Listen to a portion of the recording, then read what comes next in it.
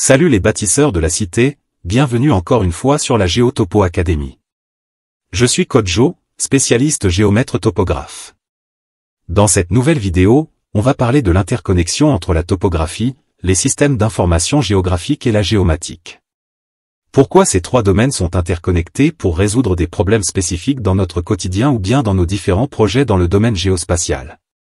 Et à la fin, on va présenter un exemple de projet qui illustre vraiment les bénéfices de cette interconnexion entre ces trois domaines pour pouvoir mener les projets et surveiller les ouvrages et les garder en bon état dans le temps.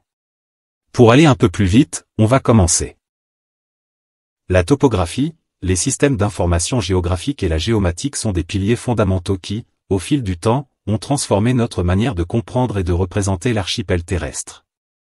Chacun de ces domaines a évolué en réponse aux avancées technologiques créant une synergie dynamique dans la cartographie et dans l'analyse géospatiale.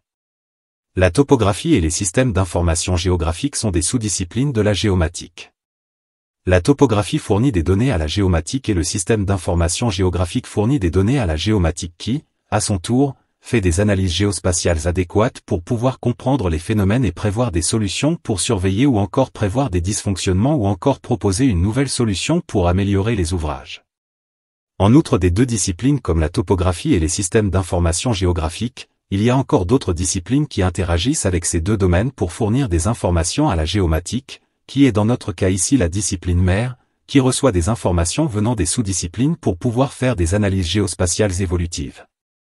Ces autres sous-disciplines de la géomatique sont évidemment la télédétection, la géodésie, la photogrammétrie et la cartographie qui ne font pas de l'objet de notre vidéo ici. Pour comprendre bien l'utilité de l'interconnexion de ces trois domaines, la topographie, le système d'information géographique et la géomatique, on a choisi un exemple de projet d'aménagement urbain pour montrer la partie où chaque domaine s'en occupe spécialement dans le projet et comment ils s'interagissent pour mener à bien le projet. L'objet est de montrer vraiment comment ces domaines font leur coalition pour mener efficacement le projet à terme. On a la partie de la topographie. Toujours, pour démarrer un projet génie civil, c'est le géomètre topographe qui intervient en premier lieu sur le terrain. Dans cette phase de topographie, c'est la première phase du projet d'aménagement urbain. Le géomètre topographe est sollicité pour réaliser des levées topographiques du site d'aménagement urbain. Il utilise les instruments de topographie tels que le théodolite, les niveaux, les stations totales, les récepteurs GNSS pour collecter des données précises sur les caractéristiques du terrain, les pentes, les ellipses, les altitudes, les constructions et le système, que ce soit des constructions, des ouvrages naturels ou artificiels. Le géomètre fait les détails de tous ces objets existants sur le terrain pour faire ce qu'on appelle un plan coté, ou un plan de situation pour détailler ce qui se trouve sur le terrain afin de permettre aux autres professionnels de faire ce qu'on appelle la planification ou avant-projet. En ce qui concerne les appareils topographiques, on ne va pas les étudier dans cette vidéo. On va faire une vidéo plus tard pour montrer quel appareil est adapté pour tel travail et quelle est l'évolution des appareils topographiques avec l'avancée de la technologie.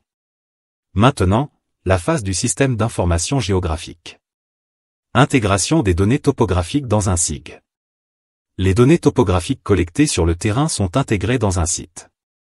Les informations sur les latitudes, les contours du terrain, les courbes d'eau, les zones à risque sont représentées spatialement dans le système d'information géographique.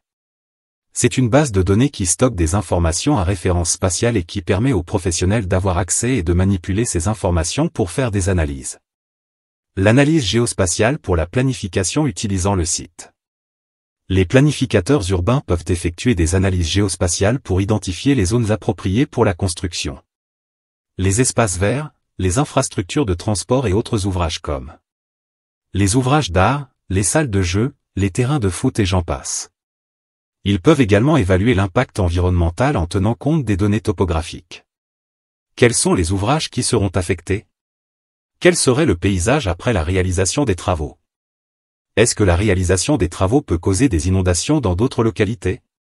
Est-ce qu'il y a des aéroports proches de la zone où on va préconiser de construire avec une certaine norme? Toutes ces études sont faites avec les données topographiques. La phase géomatique.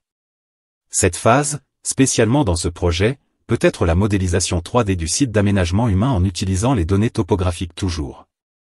Ces modèles peuvent aider à visualiser l'aspect final du projet et à prendre des décisions informées.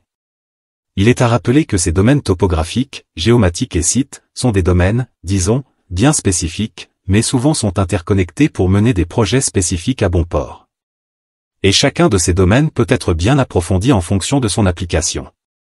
Parce que la géomatique contient beaucoup de sous-disciplines qui sont appliquées dans divers domaines bien spécialisés. Par exemple, on a la télédétection. Suivi des travaux sur le terrain. Pendant la phase de construction, des récepteurs GNSS, une technologie géomatique, peuvent être utilisés pour surveiller en temps réel la position des équipements, des travailleurs et des matériaux sur le site.